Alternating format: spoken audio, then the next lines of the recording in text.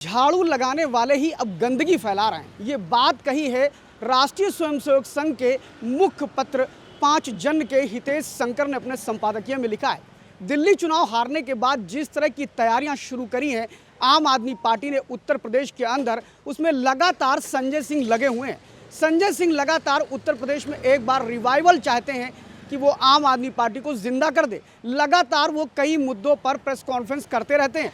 आज भी उन्होंने बजट को लेकर के योगी सरकार के जो बजट आया उस पर उन्होंने बड़ी आपत्तियां दर्ज की। फिलहाल उनकी जो आपत्तियां थी वो इतनी महत्वपूर्ण नहीं थी जिस पर गौर किया जाए। उन्होंने 2023 और 24 के बजट के जो विषय थे उसको रखा और कहा कि बजट योगी सरकार ने कम खर्च किया। ये कोई बड़ा मुद्दा नहीं है। फिलहाल आपको बताते चले कि उन्होंने जिन जिन मुद्दों पर आरोप लगाया और पहले भी लगाते रहे हैं उसका जनता के बीच में कोई बहुत ज़्यादा रुझान नहीं दिखाई पड़ता है। जैसे उन्होंने कहा कि उत्तर प्रदेश में 8 लाख बच्चों ने प्राइमरी शिक्षा छोड़ दी, वहीं पर वो ये बताने से चूक गए कि वो 8 लाख बच्चे कौन थे। आपको बता दें कि केंद्र की सरकार ने अपार करके एक पोर्टल लॉन्च किया है जिसमें सरकारी और गैर सरकारी दोनों जगह के जो प्राइमरी स्कूल के बच्चे हैं या जो शिक्षक हैं सबको उनका पूरे का पूरा डाटा डालना होता है। और जब आधार के माध्यम से 1500 रुपये बच्चों को दिए जाते हैं तो ऐसे में वो जो अपार पर जब पोर्टल पे जाते हैं तो 2 जगह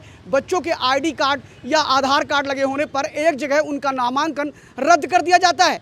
ऐसे ही बहुत से लोग अपने बच्चों को इंग्लिश मीडियम स्कूल में भी पढ़ाते हैं और प्राइमरी स्कूल में वजीफ़े के लिए और अन्य सुविधाओं के लिए उसका लाभ भी लेते हैं। क्योंकि सरकार अब डीबीटी के माध्यम से पैसा देना शुरू कर दिया है, इसलिए ऐसे कामों में जो 8 लाख बच्चों का आंकड़ा आम आदमी पार्टी दे रही है वो एक तरह से भ्रमित करने वाला काम है।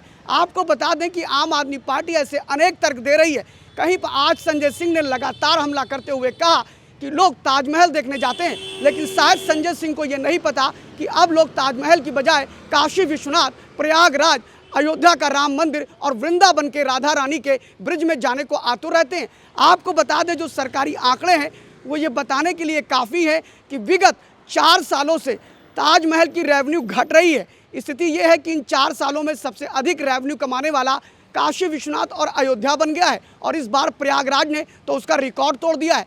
फिलहाल अगर बात करें तो संजय सिंह अब कुछ ऐसे मुद्दों के साथ उत्तर प्रदेश को जिंदा रखना चाहते हैं, खासतौर आम आदमी पार्टी को, जहां पर बड़े स्कोप दिखाई पड़ रहे हैं। एक बड़ा राज्य पंजाब उन्होंने 2022 में जीता था और उन्हें लग रहा था कि शायद उत्तर प्रदेश के अंदर इस बार 2027 में वो अपने संगठन को मजबूत करने के प्रयास में है।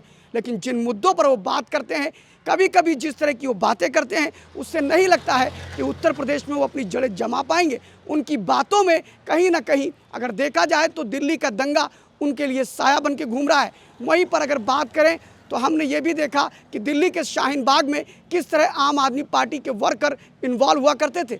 अगर ये भी देखें तो अभी औरंगजेब के मुद्दे पे भी आम आदमी पार्टी के लीडर संजय सिंह ने जिस तरह डबल स्टैंडर्ड अपनाया है उससे एक चीज़ तो तय है कि संजय सिंह मुसलमान और हिंदू दोनों को साध रहे हैं। उत्तर प्रदेश से आते हैं इसलिए एक बड़ी जिम्मेदारी है कि उत्तर प्रदेश में आम आदमी पार्टी अपने उरूज पर पहुँचे। लेकिन आपको एक चीज़ और बताना चाहेंगे, आम आदमी पार्टी लगातार राष्ट्रीय स्वयंसेवक संघ पर हमलावर रहती है और आरएसएस पर हमलावर होने के साथ साथ आम आदमी पार्टी कभी कभी बिना तथ्यों के भी बात करती है। उन्होंने सीधे सीधे कहा कि आरएसएस के लोग तिरंगे झंडे का अपमान करते हैं और 52 वर्षों तक तिरंगा नहीं फहराया। लेकिन शायद वो ये बताने से भूल गए कि 2003 से पहले अपने निजी भवन कार्यालय पर आप तिरंगे झंडे को नहीं फहरा सकते थे। ये भारत का एक तरह से संविधान था और ऐसे में 2003 में नवीन जिंदल ने सुप्रीम कोर्ट में जाके याचिका डाली और तब देश के प्रत्येक नागरिकों को छूट मिली कि वो अपना झंडा घर पर तिरंगा झंडा फहरा सकते हैं और साथ ही कार्यालयों पर। उसके बाद सभी कार्यालयों ने फहराना शुरू किया।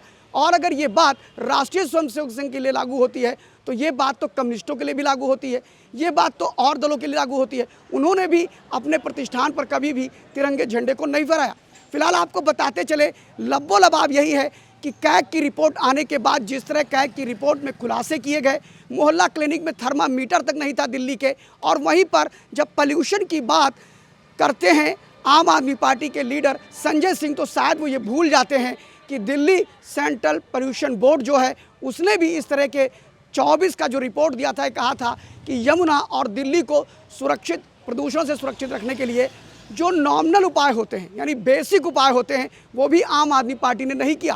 कैग की रिपोर्ट में जिस तरह से आम आदमी पार्टी को घेरा गया, आम आदमी पार्टी के फेलेवर्स को दिखाया गया, पर्यावरण के मुद्दे पर, प्रदूषण के मुद्दे पर, शराब घोटाले के मुद्दे पर, और अगर बात करें तो मोहल्ला क्लिनिक के नाम पर करोड़ों रुपए का वारान्यारा जो हुआ वो एक तरह से आम आदमी पार्टी के गले की हड्डी हो गई है। और आने वाले समय में आपको बता दें कि आम आदमी पार्टी का कैग का जो भूत है वो उन्हें उत्तर प्रदेश में सफल होने देगा या नहीं होने देगा। उसने शराब घोटाले की बात करी और संजय सिंह सहित अरविंद केजरीवाल और इसके अलावा सत्येंद्र जैन सहित सभी लोगों ने कैग की रिपोर्ट तो अब आई है, उससे पहले भी शराब घोटाले में तिहाड़ जेल की हवा खा चुके हैं। देखना है कि उत्तर प्रदेश की जनता संजय सिंह को कितने गंभीरता से लेती है और आम आदमी पार्टी को। देखते रहिए लाइव यूपी न्यूज़ 24, चूँकि झाड़ू लगाने वाले ही गंदगी फैला गए। धन्यवाद।